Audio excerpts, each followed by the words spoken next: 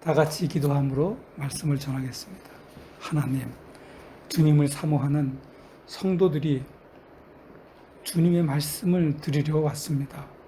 은혜의 말씀으로 저희를 인도하여 주옵소서.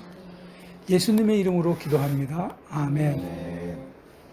한 주간 수고하고 애쓰신 여러분, 오늘 주시는 주님의 말씀으로 힘이 생기고 더욱 하나님을 사랑하시는 여러분이 되시길 축복합니다. 아멘. 지난주에는 사무엘이 이스라엘을 다스리는 동안에 하나님의 손이 사무엘이 사는 날 동안 블레셋을 막아주셨다, 이런 내용을 전했었습니다. 자, 어느덧 사무엘이 이제 나이가 많아졌어요. 사무엘은 두 아들이 있었는데 그 두 아들을 그 부엘세바로 내보냈어요. 그곳에서 두 아들을 사사의직을 맡겨가지고 부엘세바를 다스리라고 했습니다. 자, 사무엘의 두 아들 요엘과 아비야는 어떻게 했을까요? 자기 아버지 사무엘처럼 잘했을까요? 아니면 자기 아버지 사무엘처럼 전혀 하지 않았을까요? 세상에, 사무엘의 아버지를 전혀 닮지 않은 두 아들이 하는 짓이 뭐냐면 자기 욕심을 채우려고 뇌물을 받고 옳지 않는 판결을 내려서 사람들로부터 원성을 듣게 됐어요. 돈 많이 내는 사람한테 승소 판결을 내고 돈 없는 사람한테 패소 판결을 내려가지고 돈 없는 사람이 억울해가지고 땅을 치고 이런 원성을 듣게 된 거죠.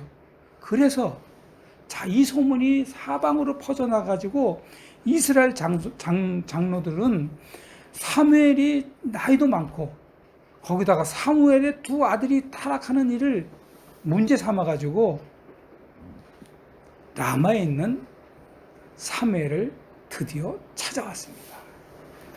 자, 사무엘 앞에 많은 장로들이 앉아서 장로들이 사무엘에게 따지기 시작합니다. 자, 여러분, 지금부터 장로들이 하는 이야기를 한번 잘 들어보세요. 보십시오. 사무엘, 당신은 이제 늙었고 당신의 아들들은 당신처럼 하지도 않고 거기다가 부정과 불패를 임쌍고 있습니다. 그래서 우리가 원하는 게 있는데, 사무엘, 우리도 다른 나라처럼 우리에게도 우리를 다스릴 왕을 세워 주십시오. 자, 장로들의 이런 요구를 들은 사무엘이 약간 마음이 언짢았어요.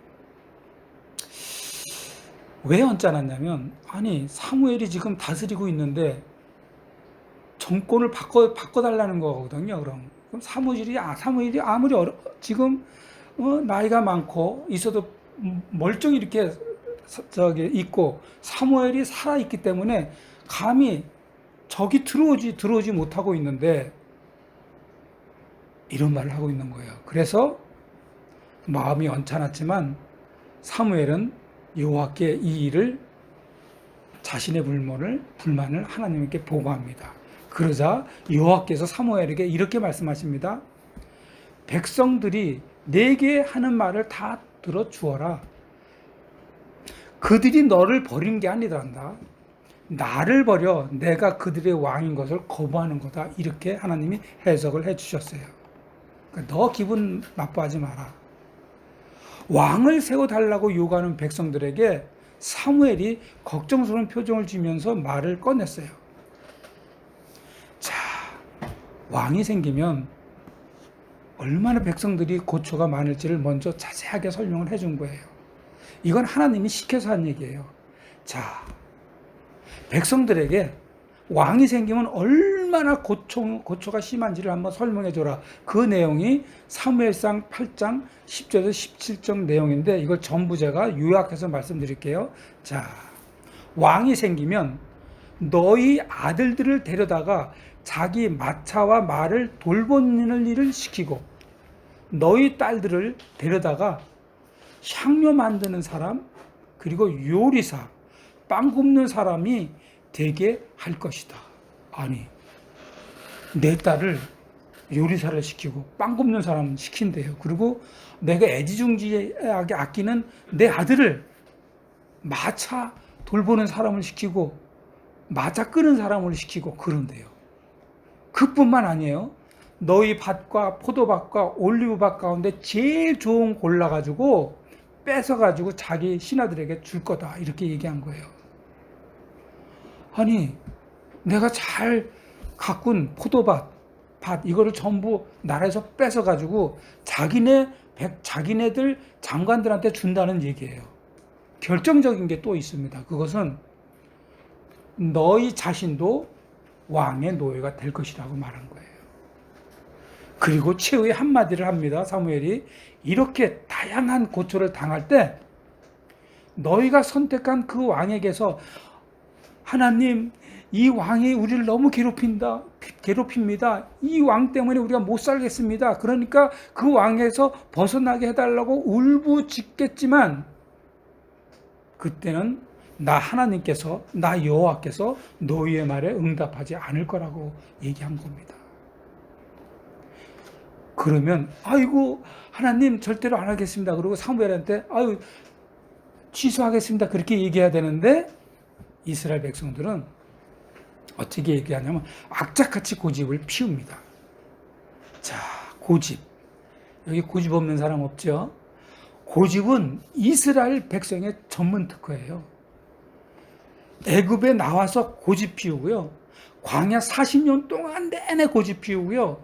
가나안에 들어가서도 자그마치 400년 동안 고집 피우고 살았던 살아있는 고집쟁이가 이스라엘 사람들이에요. 이런 고집은 하나님도 못 꺾었어요. 그래서 하나님에게 얼마나 많이 혼났는지 몰라요. 정말 필설로 다 못 쓸 정도입니다. 우리도 아이들 키우면서 많이 겪는 일이잖아요. 애가 한번 고집 피우면 부모가 져주잖아요. 우리 서진이는 고집을 잘 안 피지만 말이죠. 이런 이치로 하나님도 어찌할 바를 모르셨어요. 야단치고 혼내시고 용서해 주시고 내버려 두시고 안 한 일이 없으셨어요. 디모데전서 3장 16절에 모든 성경은 하나님의 감동으로 됐다고 했는데 성경을 여러분이 자세히 들여다보면요. 자기도 모르게 하나님의 심정이 느껴질 거예요. 이야, 이런 애는 나도 못 키우겠다. 탄식까지 절로 나올 거예요. 자, 이렇게 지독하게 고집스러운 이스라엘 백성은 이렇게 설명하는데도 사무엘의 말 듣기를 거절합니다. 그러면서 이스라엘 백성들이 한 말이 있어요. 사무엘상 8장 19절과 20절입니다. 김은숙 집사님께서 19절과 20절을 봉독해 주시겠습니다. 백성이 사무엘의 말 듣기를 거절하여 이르되 아니로소이다. 우리도 왕이 있어야 하리니 우리도 다른 나라들 같이 되어 우리의 왕이 우리를 다스리며 우리 앞에 나가서 우리의 싸움을 싸워야 할 것이니이다 하는지라. 아멘. 아멘. 기가 막히게도요. 이 고집대장 이스라엘 백성들은 자기들도 다른 나라들처럼 우리를 이끌고, 잘 들어보세요. 이끌고 나가 싸워줄 왕을 달라고 하는 거예요. 여러분, 왜 갑자기 이스라엘 백성이 줄기차게 자기들도 자기들을 이끌고 나가 싸워줄 왕을 달라고 하는 걸까요? 그 이유가 뭘까요? 여러분, 이스라엘 백성들은요, 다른 나라 왕들이 자기 나라 백성을 이끌고 전쟁하는 모습을 보고 늘 부러워했어요. 맨 앞에 옷도 멋있게 입고 황금 투구 쓰고 막 달리고 부하들을 막 이끌고 달리고 그래서 막 이기고, 이거를 이스라엘 백성들은 너무 멋있게 본 거예요. 그래서 늘 부러워했었어요. 누구도 예외 없이 부러움이 생기면 그때부터 잠도 못 잘 정도로 자기도 그렇게 하고 싶어지는 욕심이 자꾸 생기게 돼요. 그러다가 결국 이스라엘 백성들 전체가 시험에 들었어요. 우리도 왕이 있었으면 좋겠다. 왕이 있으면 좋겠다. 이런 시험에 든 거예요. 다른 나라처럼 왕이 있으면 좋겠다는 욕심과 욕망에 불타기 시작한 거죠. 이 시대를 살고 있는 우리들도 마찬가지예요.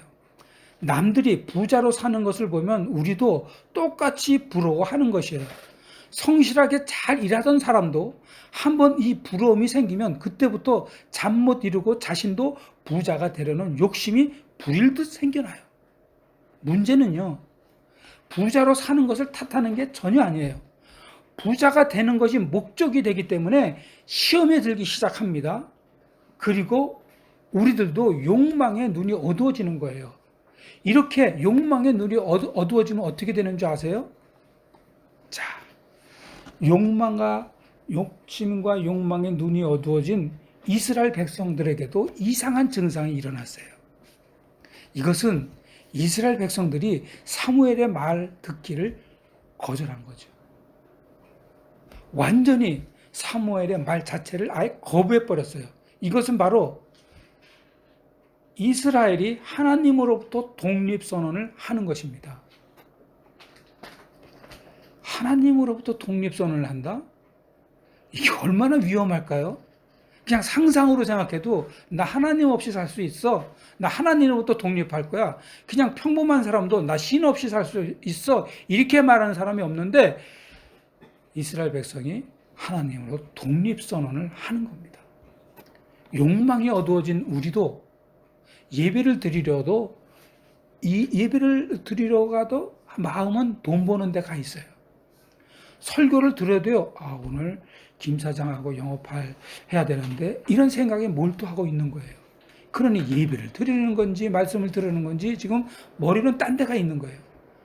하나님의 말씀대로 살면 어떻게 세상을 살 수 있느냐고 하나님의 말 자체를 거부하는 거예요. 자, 세금 다 내면서 장사하면 우리 망해요. 그러면 탈세는 하지 않고 절세를 한다면서 탈세를 하면서 우리는 사업을 하고 있잖아요. 이것이야말로 사무엘 시절의 이스라엘 백성들처럼 그리스도인인 우리도 욕망과 욕심에 눈이 어두워져서 하나님으로부터 독립선언하는 것과 똑같은 거예요. 자, 욕망에 눈이 어두워진, 욕심에 눈이 어두워진 이스라엘 백성들은 하나님에 대한 독립선언이 얼마나 심각한지 죄송하지만 전혀 몰랐어요. 이스라엘의 독립선언은 잘 들어보세요. 하나님의 지도권을 자기들이 가지고 가겠다는 거예요. 하나님의 지도권. 자, 하나님의 지도권이 뭐냐면 이거 대단한 거예요. 한마디로 하나님이 이스라엘의 모든 삶을 이끌어 준다는 거예요. 그러나 하나님의 백성은 이스라엘 백성들이 다른 나라처럼 왕이 있는 것이 부러운 나머지 우리를 이끌어주고 인도해줄 왕이 있으면 좋겠다고 시험에 빠진 거예요. 시험에 빠진 이스라엘 백성들은 욕심과 욕망의 눈이 어두워져서 하나님 나라의 백성을 통째로 사탄에게 바친 것과 똑같은 거예요. 마치 옥새도 찍혀 있지 않았던 을사늑약으로 나라를 통째로 빼앗던 일본의 행태와 조금도 틀리지 않고, 아니 더하면 더했던 그런 형태입니다. 하나님의 백성이 사탄의 계략에 말려서 을사오적처럼 스스로 나라를 통째로, 하나님 나라를 통째로, 자기가 하나님의 나라이면서도 모르고 스스로 나라를 통째로 사탄에게 갖다 바친 꼴이 된 거예요. 더 디테일하게 말씀해 드리면 이런 거예요. 들어보세요. 이스라엘 백성들은 그동안 그 수많은 전쟁에서 여호와께서 자기 백성을 위하여 가르치고 이끌며 싸우셨던 그 지도권을 자기들이 가지겠다고 말하는 겁니다. 예를 들어줄게요. 출애굽하던 당시에 여러분, 뒤에는요 애국 군대가 말을 타고 막 쫓아오고 앞에는 홍해 바다가 떡 가로막는 상황이 벌어졌어요. 자, 이제 이스라엘 백성들은 가운데서 완벽하게 죽어야 되는 그런 상황이 벌어지니까 하나님을 막 원망하고 그랬어요. 하나님, 우리가 출애굽 안 해도 되는데 왜 우리 출애굽 시켰습니까? 막 원망하고 있을 때 하나님께서 내가 너희를 위해서 싸우겠다고 말씀해 주셨잖아요. 출애굽 14장 14절입니다. 여호와께서 너희를 위하여 싸우리니 너희는 가만히 있을지니라. 아멘. 그리고 하나님은 어떻게 하셨어요? 하나님 홍해 바다를 쫙 가르고 바닷길을 이스라엘 백성에게 건너가게 해주셨어요.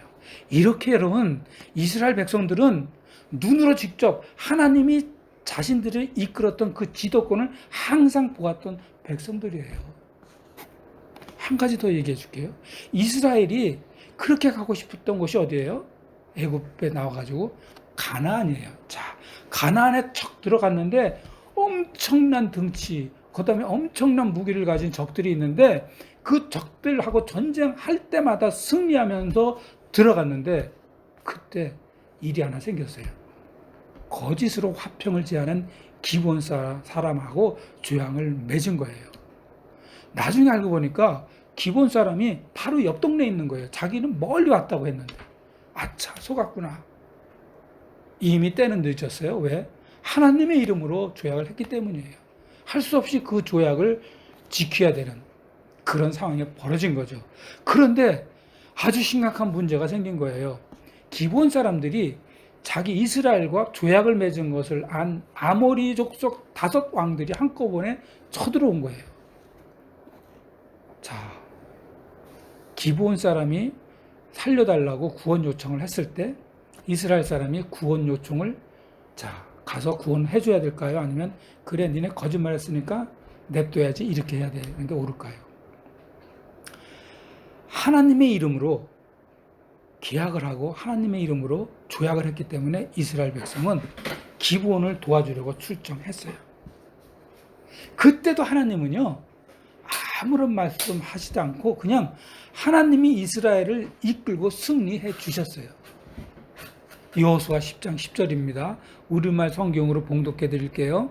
여호와께서는 이스라엘 앞에서 그들을 혼란에 빠뜨려 기브온에서 그들을 대대적으로 사륙하셨고 베토론으로 올라가는 길을 쫓아 아세가와 막게다에 이르러 그들을 치셨습니다. 아멘. 이렇게 이스라엘은 하나님이 자신들을 가르치고 이끌었던 그 지도권을 보았던 백성들이었어요. 그런데 그 부러움에서 시작된 욕심과 욕망이 이스라엘 백성들을 하나님의 이끌어 주심을 거부한 거예요. 우리도 마찬가지예요. 똑같아요. 그리스도인 우리는 사는 것 자체가 하나님의 인도하심과 이끌어 주시는 그 지도권으로 살고 있지 않습니까? 하나님의 이끌어 주시는 그 지도권에 그리스도인인 우리는 항상 감사하면서 살아야 합니다. 자녀도 하나님이 이끌어 주심으로 잘 자라고 있고 우리 직장 생활도 진짜 그 직장 생활도 하나님의 이끌어 주심으로 평탄하고 안정적으로 잘 지내고 있는 거예요. 그런데 어느 날 돈 잘 벌고 부자로 사는 것을 본 그리스도인인 우리가 자신도 모르게 마음속에 남들이 잘 사는 것이 부럽기 시작해요. 부럽기 시작하고 자꾸 그렇게 되고 싶어져요. 그 순간 사탄의 시험에 걸려드는 거예요. 남들이 부자로 사는 것이 부러우니까 그저 정당하게 번 돈이건 부정하게 번 돈이건 상관하지 않아요. 그저 돈을 벌겠다는 욕심만 생기는 거예요. 그러면 그리스도인 우리들도 이스라엘 백성들처럼 하나님께서 우리를 위하여 가르치고 이끌어 주시는 그 지도권을 거부하게 됩니다. 그리스도인 우리가 아침마다 저녁마다 그리고 교회 가서 기도하기를 하나님 오늘도 하나님의 도우심과 인도하심을 바랍니다. 이렇게 기도하면서도 기도는 형식뿐이고 회사에 나가면 부정을 해서라도 돈을 벌겠다는 결심을 하고 사는 거죠. 그렇게 되면 돈을 더 많이 벌기 위해서 진급하려고 같이 지내던 동료의 아이디어를 훔치고 자신의 공으로 삼아요. 거기다가 유튜버들은요 더 심해요. 요새 참 뭐 뉴스에서 많이 보는데 수단과 방법을 가리지 않고 어느 유명인의 사장을 오픈해서 당사자를 자살하게 해서라도 돈을 버는 악독하게 돈을 벌고 있는 거예요.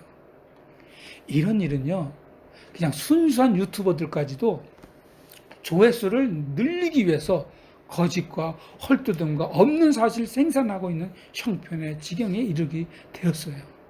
이런 행태를 그리스도인이 한다는 것입니다. 이렇게 그리스도인인 우리들도 하나님이 이끌어 주심을 거부하고 살고 있어요. 마찬가지로 이스라엘 백성들도 사무엘에게 하나님의 이끌어 주심을 완강히 거부했어요. 자기들의 왕이 이끌어주는 전쟁을 수행하고 싶다는 것이죠. 사실 성경은, 오늘 성경을 보면 이스라엘 백성의 장로들이 와서 이야기하고 있잖아요. 사실은 그 내막 속에는 이스라엘 백성들 전체가 고집스럽게 사무엘 앞에서 핏대를 내면서 주장하는 것이에요.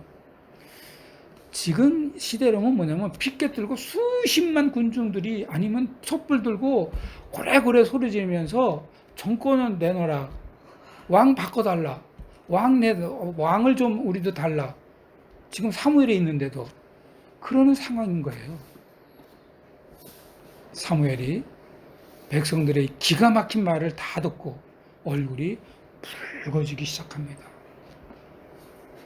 아마 속으로, 성경에는 없어요, 멀쩡히 내가 있는데 이런 말을 하다니, 속으로 화가 머리끝까지 났어요. 자, 사무엘이 화가 날 만한 이유가 있는 거예요. 자, 그동안 블레셋이 공격하지 않았던 것은 사무엘이 하나님에게 중보 기도를 한 덕분이기 때문이에요. 자, 하나님이 눈에 보이는 것만 따져보자고요. 사무엘이라는 존재 자체가 블레셋의 공격을 막고 있는 거예요. 블레셋은 매일같이 그냥 항상 공격하고 싶어서 안달인 나라예요. 그런데 그렇게 못해요. 왜요? 사무엘이 시퍼렇게 살아있기 때문에 감히 쳐들어올 엄두도 못 내고 있는 거예요. 우리도 마찬가지예요. 지금 우리가 경제를 발전시키고 국력이 강하고 외교도 아주 잘하고 이렇게 우리의 실력이 있어가지고 지금 평강하고 평온하게 잘 살고 있죠. 그러나 사실은요, 이 대한민국을 하나님이 보이지 않게 이끌어 주시기 때문인 겁니다. 그리고 이 나라를 위해서 기도하는 수많은 그리스도인들이 있기 때문이에요. 이 사실을 이번 본문을 통해서 알았으면 좋겠습니다. 이 나라는 하나님의 이끌어 주심과 그리스도인들의 기도로 평강하고 평안한 것이에요. 그러므로 여러분의 기도가 이 나라를 지켜주고 이 백성을 평강하게 한다는 것을 이 본문을 통해서 꼭 깊이 깨달으셔서 책임감으로 이 나라를 위해서 기도하시기를 바랍니다. 그런데도 이스라엘 백성들은 하나님을 대놓고 배신했어요. 이제는 아예 다른 나라들처럼 자신들을 다스려주고 자신들을 이끌고 나아가 싸워줄 왕을 달라고 하는 거예요. 이렇게 주장하는 말을 하나님께 전해드렸어요. 사무엘의 말을 들은 하나님은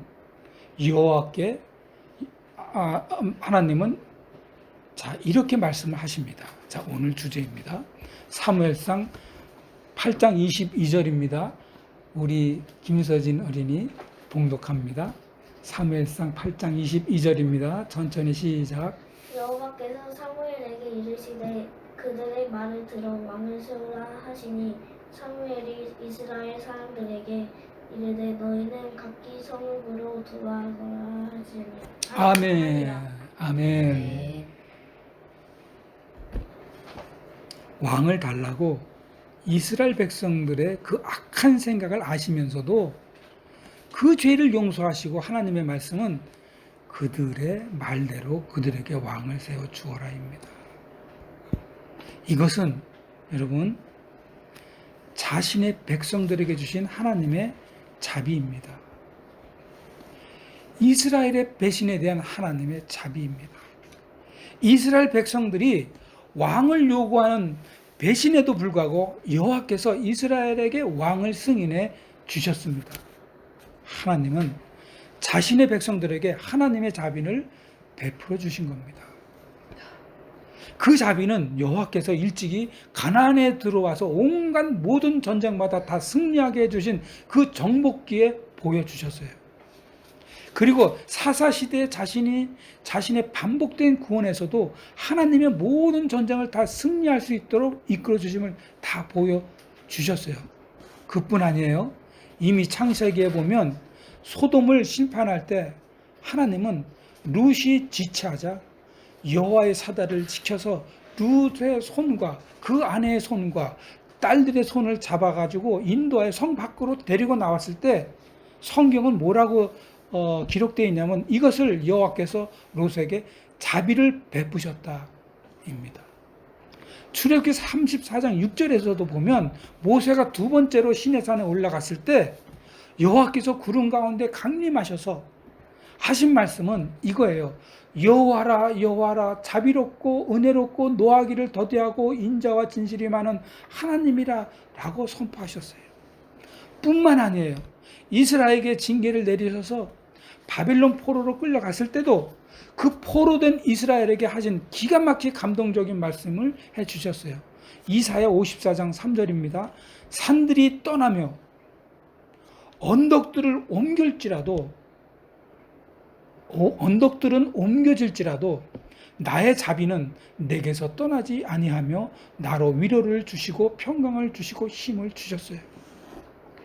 그래서 이스라엘은 하나님의 자비하심을 알았기 때문에 바벨론 포로에서도 당당하게 살아갈 수가 있었어요. 오히려 그때 더 많은 하나님의 사람이 생겨났죠. 눈물의 선지자 엘리야와 에스겔이 대표적인 사람이에요. 그리고 바벨 다니엘이 있어요. 하나님의 자비하심으로 바벨론은 70년 후에 망하고 이스라엘은 예루살렘에 돌아올 수가 있었습니다. 우리 현실도 보면 자세히 들여다보세요. 하나님 앞에서 하나님을 배신하는 일이 참 많잖아요. 이스라엘의 배신과 하나님의 자비하심 뿐만 아니라 우리의 배신과 하나님의 자비하심이에요. 오늘 이스라엘에 배신한 게 하나님의 자비하심이라고 썼지만 현실에서 보면 우리의 배신과 하나님의 자비하심이라고 표현할 수가 있는 거예요. 하나님의 자비하심으로 정말 그 자비하심으로 그리스도를 보내주셔서 우리야말로 죄로부터 해방시켜 주셨잖아요. 그래서 지금 여러분과 제가 예배 자리가 이렇게 예배를 할 수가 있는 거예요. 우리가 그렇게 배신했음에도 우리를 끝까지 이끌어 주신 하나님의 자비하심은 말로 다 할 수가 없는 거예요. 그러므로 제가 오늘 목사가 될 수 있는 것도 순전히 하나님의 자비하심이 아니면 해석이 안 됩니다. 여러분이 지금 고생을 하든 평강에 지내든 여러분의 지금의 상황은 곧 하나님의 자비하심으로 해석하면 딱 맞습니다. 왜냐하면 여러분이 어떤 자리에 있든 하나님의 자비하심으로 예수 그리스도의 십자가의 보혈로 여러분이 깨끗하게 되었기 때문이에요. 경쟁 사회인 이 급박한 현실에서 정말 우울증에 시달리는 사람 정말 많습니다. 이 우울증에서 나올 수 있는 유일한 길도 하나님의 자비하심에서 찾을 수가 있는 겁니다. 그것은 하나님의 유일하신 독생자 예수 그리스도를 십자가에서 시달리는 여러분을 위해서, 우울증으로 시달리는 여러분을 위해서 피 흘려 죽으시고 그 희생으로 여러분의 영혼을 살려주셨기 때문이에요. 그래서 여러분의 영혼은 우울증에 혹시 시달리는 분이 계시다면 여러분의 영혼은 맑고 깨끗해질 수밖에 없는 것입니다. 그러므로 여러분, 하나님께, 예수님께 늘 가까이 가세요. 예수님을 만나세요. 예수님의 말씀을 늘 묵상하세요. 그리하시면 하나님의 자비하심이 여러분의 삶을 밝고 아름답게 해주실 것입니다. 사랑하는 더드림 성교회 성도 여러분, 하나님의 백성은 이스라엘 백성들처럼 그리스도인이면서도 늘 하나님을 하루도 안 걸르고 배신하는 우리를 놀라우신 관용과 자비를 베푸시는 분이 바로 우리의 하나님이심을 꼭 마음 깊이 새겨두시기 바랍니다. 그렇게 늘 자비하신 분이시니까 오늘도 자비로 날 대하실 것이라고 믿고 계속 잘못하지는 마세요. 돈이 있는 사람에게 약하고 돈이 없는 사람에게 강한 사람 되지 마세요. 돈을 번다고 돈을 못 버는 사람 무시하지 마세요. 아멘. 윗사람이라고 아랫사람을 아무렇게 대하지 마세요. 아멘. 어른이라고 아이들을 무조건 애 취급하고 손을 내 손에 막 넣으려고 하지도 마세요. 아멘.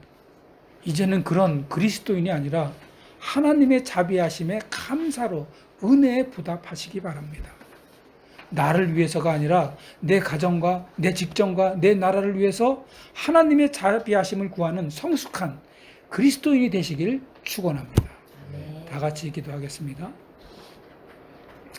하나님, 이스라엘 백성의 배신에도 불구하고 자신의 백성인 이스라엘을 용납해 주신 놀라우신 자비의 하나님이십니다. 그러나 우리는 자비하신 하나님을 이용한 일이 없게 하여 주옵소서. 자비하신 하나님을 너무 가볍게 보는 일 없게 하여 주시옵소서. 이제는 하나님의 자비하심에 감사하여 내 이웃과 내 가정과 나라를 위해서 중보기도 하는 성숙한 그리스도인이 되게 하여 주옵소서. 그래서 우리 주 예수 그리스도의 은혜가 날마다 널리 퍼져나가게 하여 주옵소서. 예수님의 이름으로 기도합니다. 아멘.